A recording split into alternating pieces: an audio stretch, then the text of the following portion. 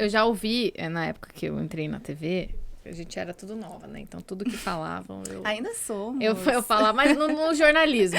Tudo falava, eu falava amém. Então, eu escutava muito o editor das antigas falar assim, lá vem o repórter que quer começar com plano sequência. VT é off, sonora, passagem, sonora off. Não, gente, ainda mais agora, o jornalismo mudou muito. Então, assim, a gente lida agora, Lu, e eu sofri muito com essa mudança. Antes, a gente só tinha imagens bem feitas, imagens bonitas para cobrir o VT. Sim. Você não via no Jornal Nacional uma imagem de celular, uma imagem tremida. Jamais. Havia uma preocupação. Não se deixaria de dar aquela notícia, mas a imagem era muito repensada. Hoje em dia, a gente aprendeu a fazer jornalismo de casa, com entrevistas por Skype, por Zoom, e banco de imagem, e imagem do jeito que tiver, porque a gente passou pela pandemia, que a gente não tinha condições de ter equipe na rua, entrando na casa das pessoas e tudo mais. Então, assim, o VT, ele se desconstruiu.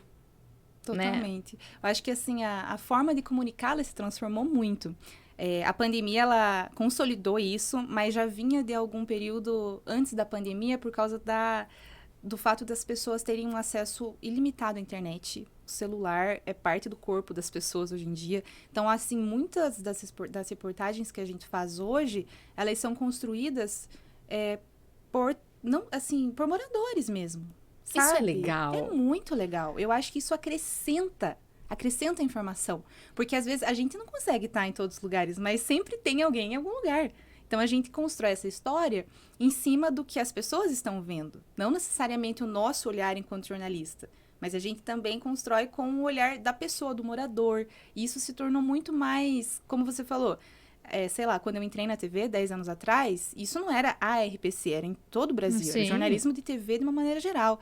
Era inadmissível você colocar uma pessoa... Uma imagem de rede social, e uma imagem de rede social não também. Podia, imagina. De jeito nenhum. E a pandemia, ela trouxe essa abertura maior também. Essa coisa de você poder conversar com alguém por Skype é muito legal. Claro que, assim, eu acho que a entrevista pessoalmente, ela continua sendo...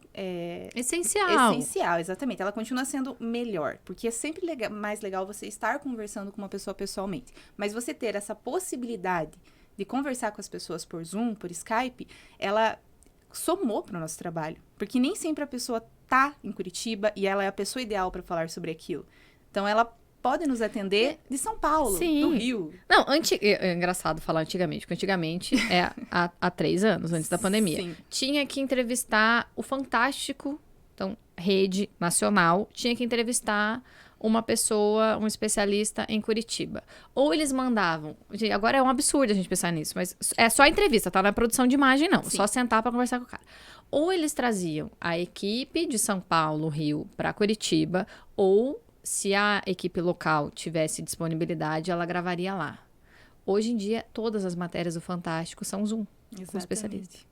Em Nova York, chama a equipe de Nova York para lá. Gente, a equipe de Nova York não tá produzindo a matéria inteira. Então, você mandava as perguntas lá, só que, existe uma sacada que só o repórter que tá fazendo aquela matéria vai ter.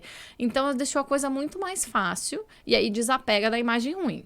Desapega da falha, desapega da imagem tremida, desapega. Não, e é importante, a imagem ela pode ter uma qualidade ruim, mas ela não é só a qualidade técnica que você tem que pensar, é a qualidade da informação, né? Então, isso começou a pesar muito mais do que qualquer embaçado ou tremido. E se for preciso, legenda, a gente dá um jeito. A gente já tá acostumado a ver coisas legendadas por causa da internet, por causa do celular. Eu lembro de uma matéria que eu editei sobre falta d'água. O repórter foi até lá e conversou. Mas eu lembro que a gente construiu a matéria com as pessoas, assim, em selfie. Olha que coisa maravilhosa. Acordei hoje e liguei a torneira aqui. Daí ela ligava a torneira. E era todo mundo... A gente não pediu nada. A gente recebeu isso das pessoas e era o mesmo movimento. E a gente fez uma matéria praticamente inteira com os repórteres. Olha que legal. Então, não é o repórter que tá dizendo que tá faltando água. É o morador que tá ali me contando. Faz 3 horas que eu tô aqui. Agora saiu uma gota. Isso você teria com o repórter lá? Não, porque não era aquele momento. Ele ia contar, hoje eu acordei.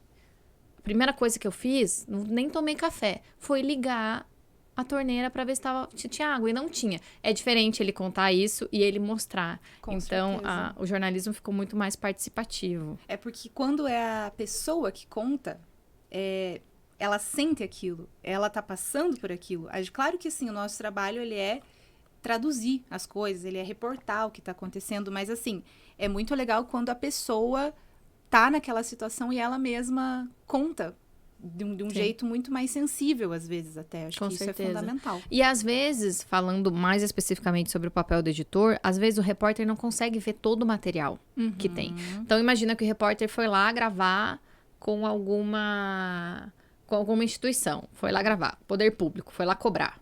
Você, editor, vai sentar e vai assistir tudo que foi produzido, ver se tudo foi ao ar no jornal anterior, às vezes ficou alguma coisa, às vezes chegou alguma coisa nova. Então, é você que vai separar aquilo, vai falar, putz, dá pra começar a matéria com isso. Então, eu vou ligar pro repórter e falar, olha, repórter, tô pensando a gente construir a matéria desse jeito, o que que você acha? Porque eu tenho isso que tá muito legal.